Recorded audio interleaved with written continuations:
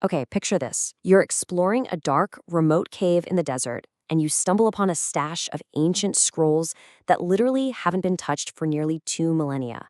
Pretty wild, right? Well, welcome to today's Explainer. I'm so incredibly excited to have you here as we dive into one of archaeology's absolute greatest mysteries. We're going to look really closely at the evidence and uncover exactly what went down in the desert over 2,000 years ago. Some experts have definitively called this the greatest archaeological discovery of the 20th century. Others truly believed the contents of these caves could completely rewrite our understanding of ancient history and even the origins of the Bible itself.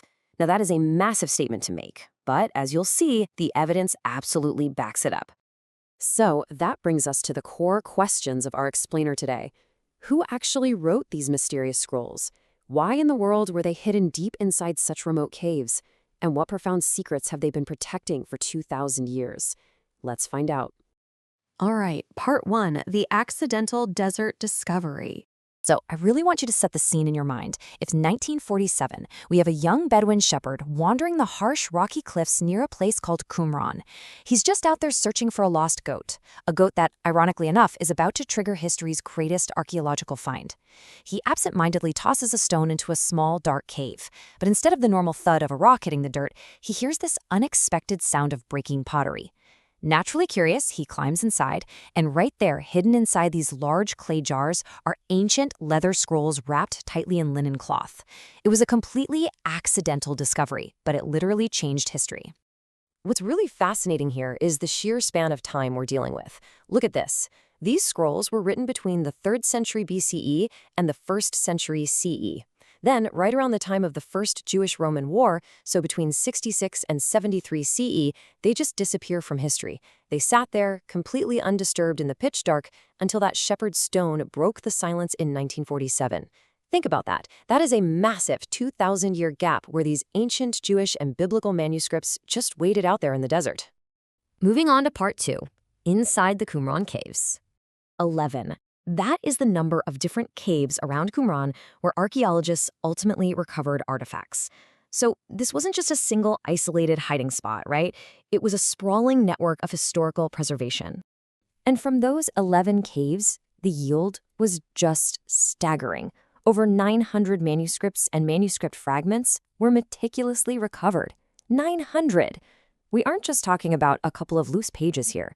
This represents an absolute historical treasure trove. So what exactly was hiding in this eclectic mix of texts? Well, these weren't your everyday, ordinary documents. They were the lifeblood of an entire culture. We're talking ancient biblical books sitting right alongside complex religious laws, beautiful everyday prayers, and incredibly strict rules for community living. They even included detailed commentaries. And most of these were written in Hebrew, while others were in Aramaic and Greek, which perfectly reflects the diverse languages people were actually using in the region back then. And this brilliantly illustrates why this discovery is such a game changer.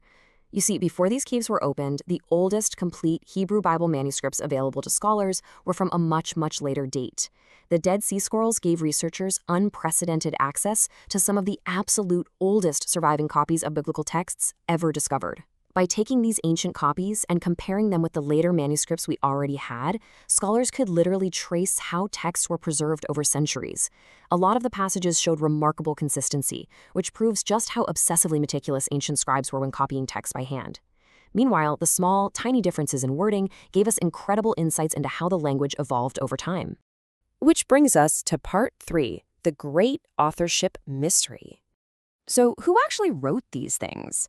Well, even after decades of rigorous research, there's no single answer that every scholar accepts. One leading theory points directly to the Essenes. They were this highly disciplined, secluded Jewish religious group living right near Qumran, and they devoted themselves to prayer, study, and hand-copying texts to prepare for a future spiritual struggle.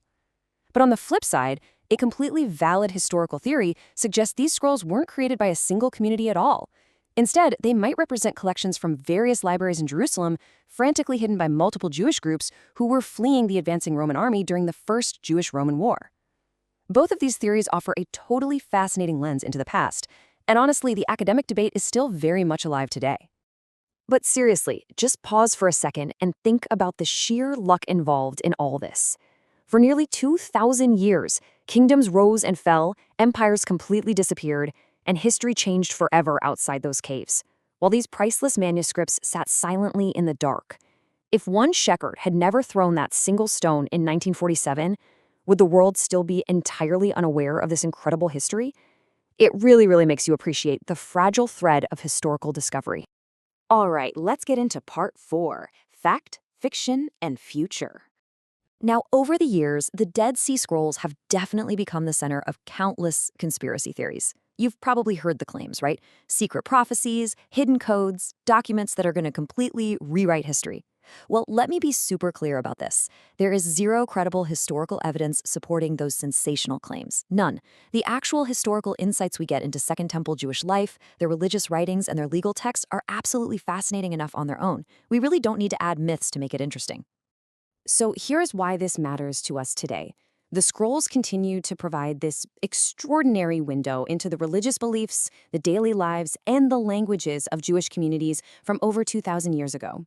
And what's incredibly exciting right now is the future. Today, advanced modern imaging technology is actually allowing researchers to read severely damaged fragments that were once considered literally impossible to study. So the learning hasn't stopped, it's only getting deeper. It's like a giant puzzle we're still piecing together.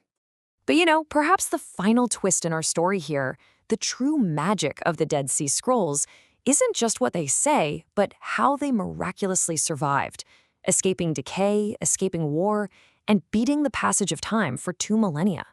And they pulled this off thanks to the perfect storm of preservation, being physically protected inside sealed clay jars, sheltered within dark, dry desert caves, and perfectly preserved by the incredibly unique, arid climate of the Dead Sea region. Which leaves us with one incredibly provocative question to think about. How many other ancient treasures are still out there, just waiting to be discovered beneath the sands of history? Seriously, think about what else might be out there. The Dead Sea Scrolls are way more than just ancient documents. They're a priceless connection to our shared human past. If you enjoyed unpacking this mystery with me through this explainer, please go ahead and like, subscribe, and turn on notifications for more focused, visually driven learning. And hey, drop a comment below. What ancient mystery do you want us to explore next? Thanks so much for learning with me today.